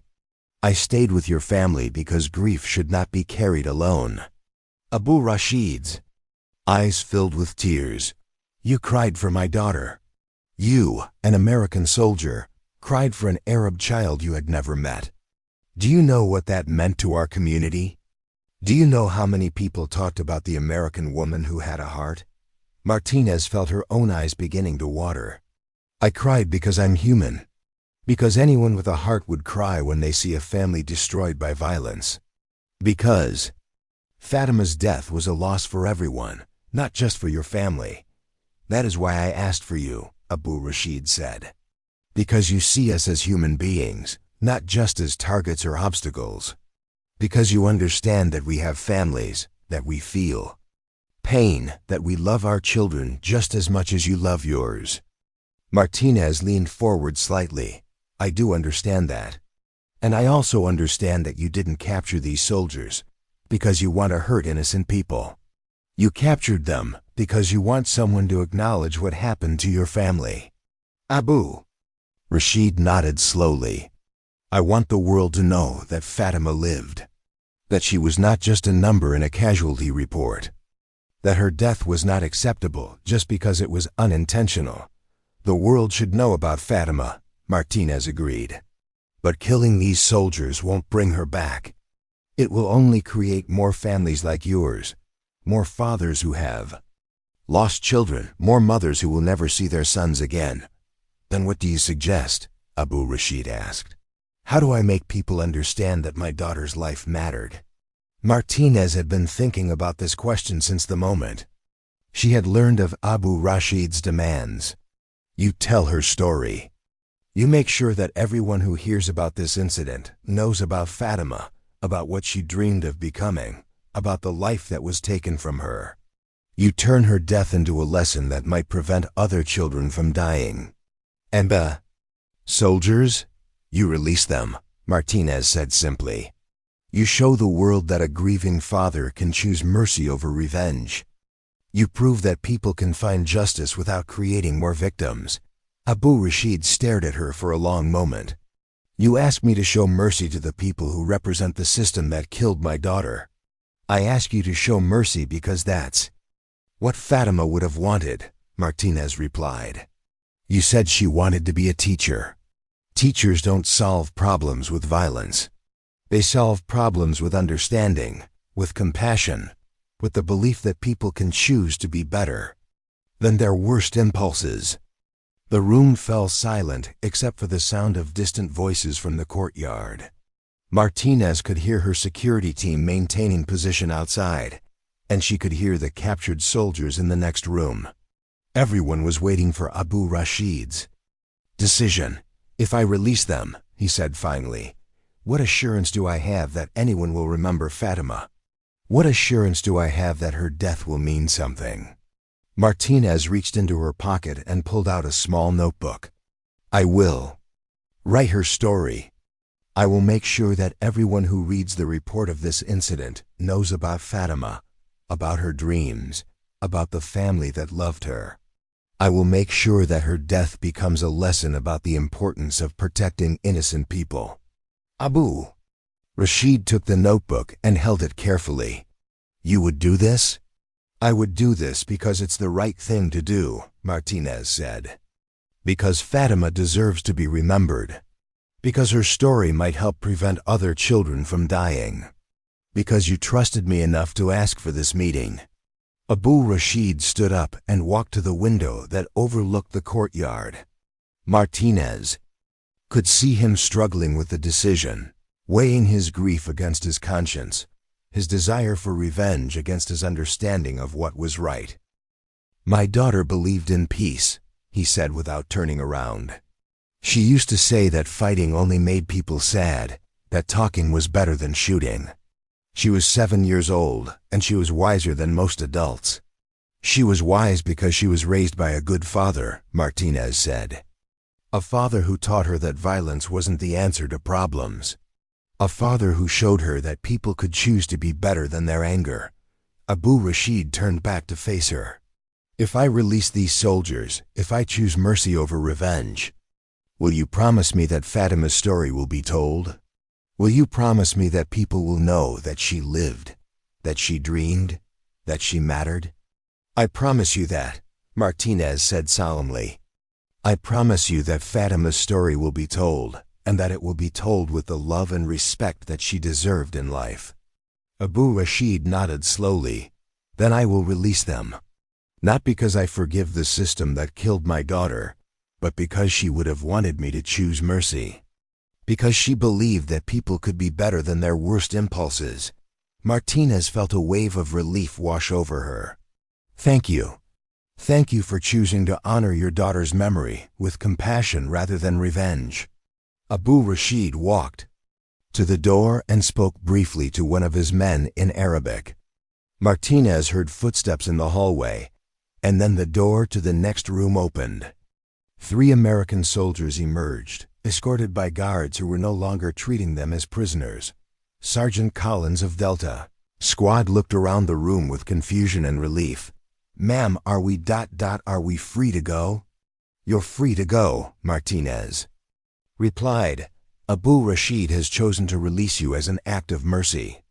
Collins looked at Abu Rashid with an expression that mixed gratitude with uncertainty. Sir, I thank you. Thank you for sparing our lives. Abu Rashid nodded formally. I did not spare your lives for your sake. I spared them for the sake of my daughter who believed that peace was better than war.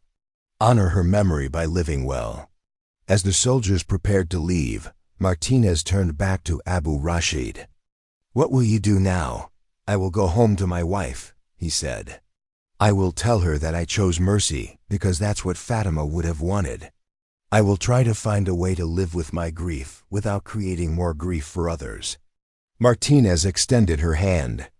If you ever need anything, if there's ever anything I can do to help your family, please let me know. Abu Rashid shook her hand firmly. You have already done more than you know. You have shown me that not all Americans are heartless, that some of you understand what it means to be human. As Martinez and the rescued soldiers left the mining complex, she felt the weight of what had just happened. She had successfully negotiated the release of the hostages without violence, but more importantly, she had helped a grieving father find a way to honor his daughter's memory without creating more victims. The return to forward operating base. Vanguard was quiet, each person lost in their own thoughts about what they had witnessed. Martinez used the time to begin writing Fatima's story, fulfilling the promise she had made to Abu Rashid.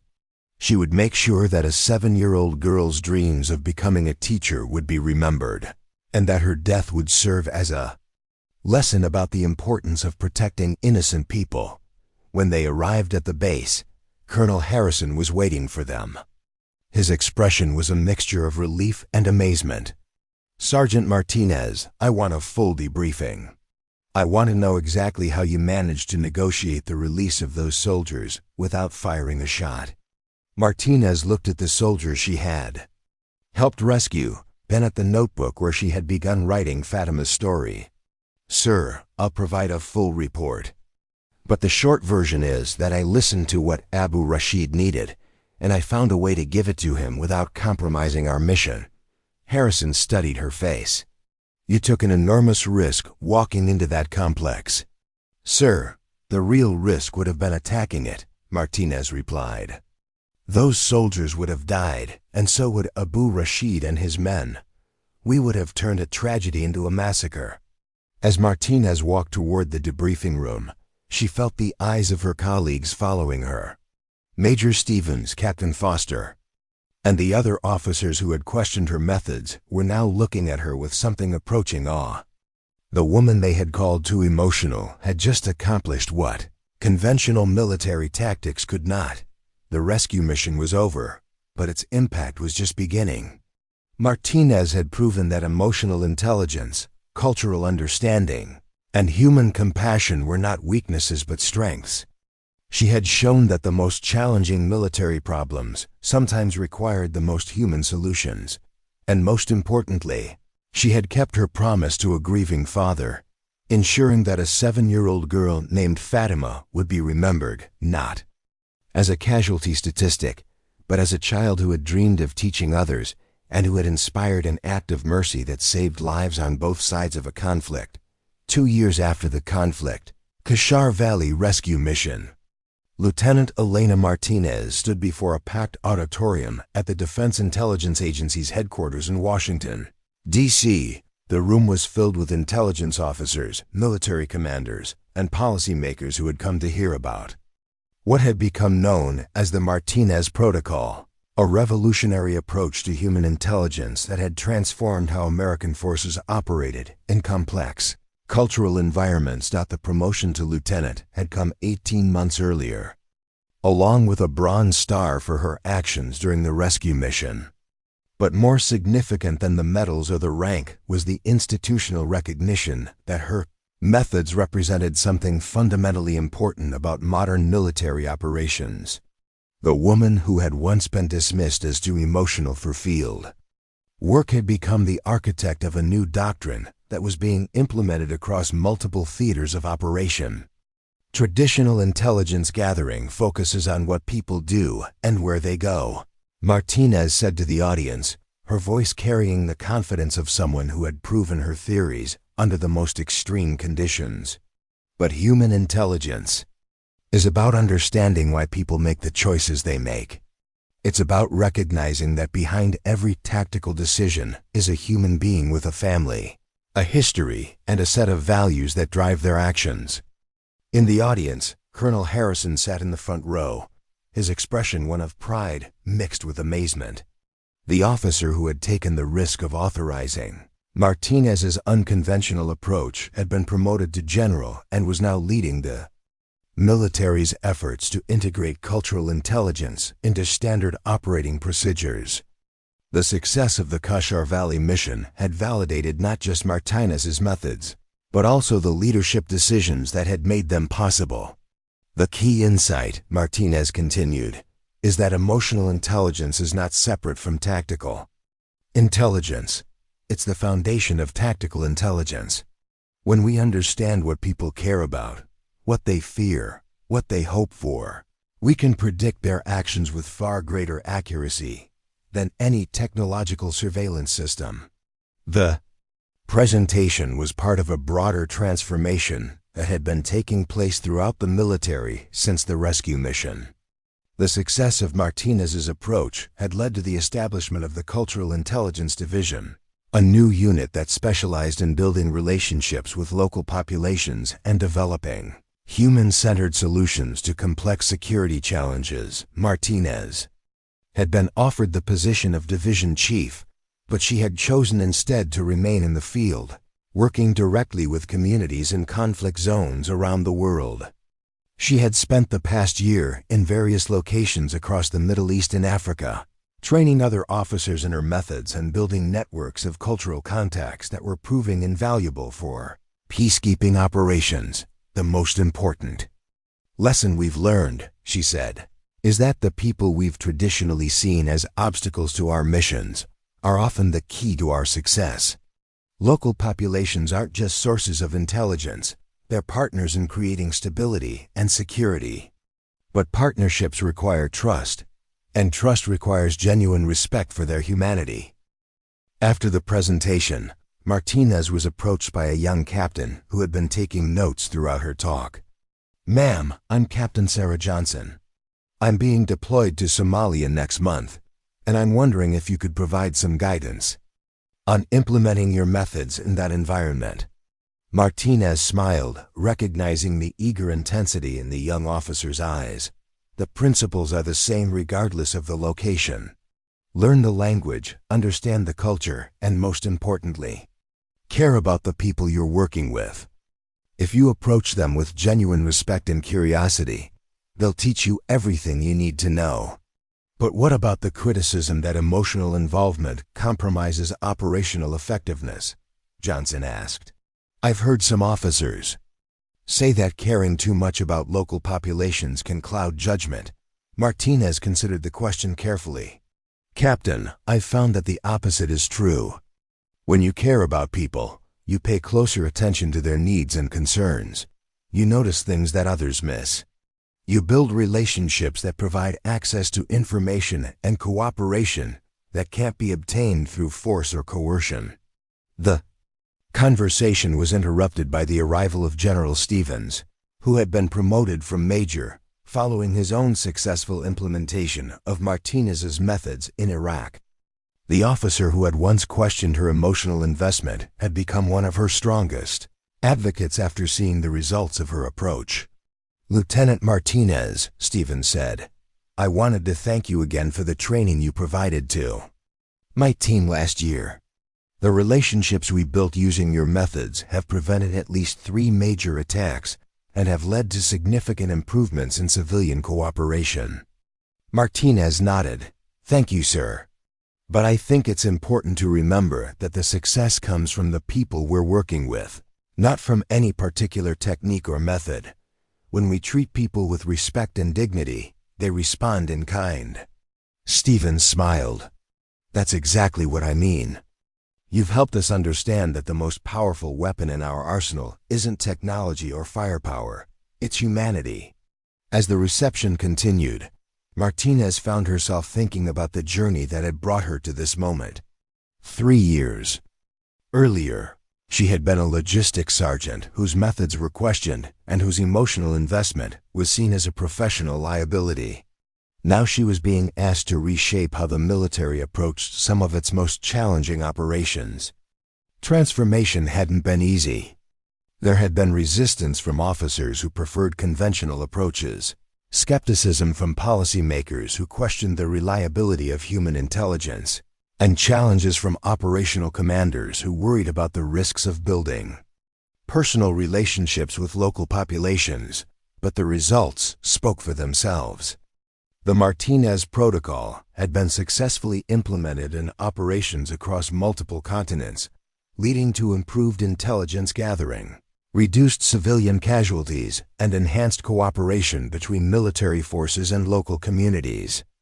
More importantly, it demonstrated that emotional intelligence was not a weakness, but a critical capability for modern military operations.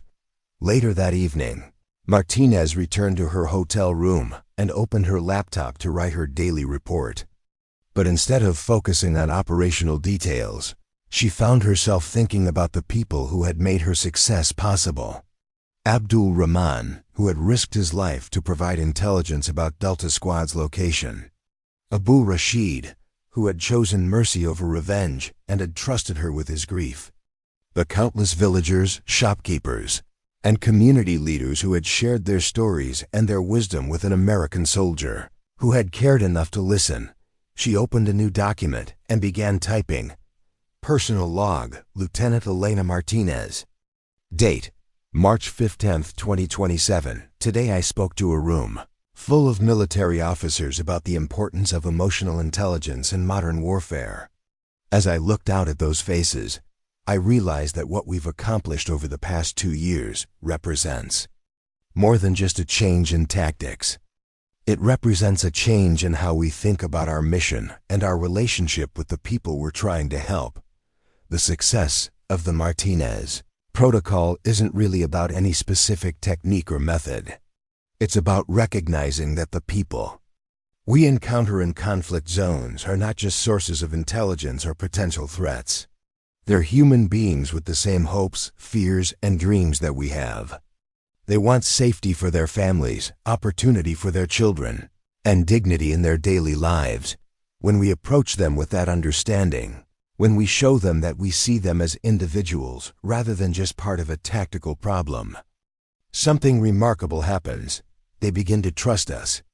They begin to see us as partners rather than occupiers. And they begin to share information and provide cooperation that can't be obtained through any other means. But the real transformation isn't in their behavior, it's in ours. When we allow ourselves to care about the people we're working with, we become better soldiers, better intelligence officers, and better human beings. We stop seeing our mission as something we do to people and start seeing it as something we do with people. That's the legacy I want to leave behind. Not a set of procedures or techniques, but an understanding that emotional intelligence is not a weakness, but a strength. That caring about people is not a liability, but an asset. That the most effective military operations are those that are built on foundations of mutual respect and genuine human connection. Martinez saved the document and closed her laptop. Tomorrow she would be flying to Afghanistan to begin a new assignment, working with a team of officers who were implementing the Martinez Protocol in some of the most challenging environments in the world. The work would be difficult, dangerous, and emotionally demanding. But it would also be meaningful in ways that traditional military operations could never be. As she prepared for bed, Martinez thought about Miguel, her brother whose death had motivated her to join the military and whose memory continued to inspire her work. She thought about Fatima, the 7-year-old girl whose death had led to the rescue mission that had changed everything. And she thought about all the people she had met over the years whose stories had shaped her understanding of what it meant to serve with honor and compassion. The next morning, Martinez woke before dawn and began her familiar routine of reviewing intelligence reports and cultural assessments. But now she wasn't doing it alone in a supply depot or logistics office. She was doing it as the leader of a team of officers who had been trained in her methods and who shared her belief that emotional intelligence was the key to success in modern military operations. Her phone buzzed with a message from Captain Johnson, the young officer she had met after the presentation. "Ma'am, I just wanted to thank you again for your advice. I've been studying Somali culture and language, and I'm starting to understand what you meant about approaching people with curiosity rather than suspicion. I think this deployment is going to be different from anything I've experienced before." Martinez smiled and typed back, "Remember, Captain, the goal isn't to change people or to impose our values on them. The goal is to understand them well enough to work with them effectively.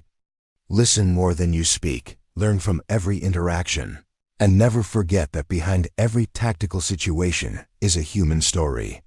As she prepared to leave for the airport, Martinez reflected on the journey that had brought her to this point. She had started as a young woman motivated by grief and determined to prevent other families from experiencing the loss she had endured. She had been criticized for being too emotional, too personally involved, too focused on cultural factors that others saw as irrelevant to military operations. But she had persisted, driven by the belief that understanding people was the key to protecting them. She had developed methods that others had questioned, built relationships that others had seen as unprofessional, and taken risks that others had considered foolish. And in doing so, she had discovered that the qualities that made her different were also the qualities that made her effective. The Martinez Protocol had become more than just a set of procedures for intelligence gathering. It had become a philosophy of service that recognized the humanity of everyone involved in conflict situations. It had demonstrated that emotional intelligence was not a luxury that could be set aside during military operations, but a necessity that could mean the difference between success and failure, between life and death. As Martinez boarded her flight to Afghanistan, she carried with her the knowledge that her work was making a difference, not just in terms of mission success or tactical effectiveness, but in terms of the relationships being built between American forces and the communities they served. She was helping to create a new model of military service that was based on respect, understanding, and genuine human connection. The woman who had once been called too emotional for military service had become the architect of a new approach that placed emotion and human understanding at the center of military operations. She had proven that caring about people was not a weakness but a strength, that emotional investment was not a liability but an asset, and that the most effective military operations were those that were built on foundations of mutual respect and genuine human connection. The legacy she was building would outlast any individual mission or operation. It would be carried forward by the officers she had trained, the relationships she had built, and the understanding she had helped create that the most powerful weapon in the military's arsenal was not technology or firepower, but humanity itself. Elena Martinez had changed not just how the military approached intelligence gathering, but how it understood its fundamental mission. She had shown that the goal of military service was not just to defeat enemies, but to create conditions where enemies could become allies, where conflicts could be resolved through understanding rather than violence, and where the humanity of all people involved could be recognized and respected. As her plane lifted off into the morning sky, Martinez looked down at the landscape below and thought about all the people she had yet to meet, all the stories she had yet to hear, and all the relationships she had yet to build. The work was far from over, but the foundation had been laid. The woman they had called too emotional had proven that emotion, properly understood and professionally applied, was the key to creating a more peaceful and secure world. The Martinez Protocol would continue to evolve and spread, carried forward by a new generation of officers who understood that the most important intelligence was not about enemy capabilities or intentions, but about the hopes, fears, and dreams of the people whose lives were affected by military operations. And at the center of it all would be the understanding that Elena Martinez had fought so hard to establish, that caring about people was not a weakness, but the foundation of true strength. Up next, you've got two more standout stories right on your screen. If this one hits the mark, you won't want to pass these up. Just click and check them out. And don't forget to subscribe and turn on the notification bell so you don't miss any upload from us.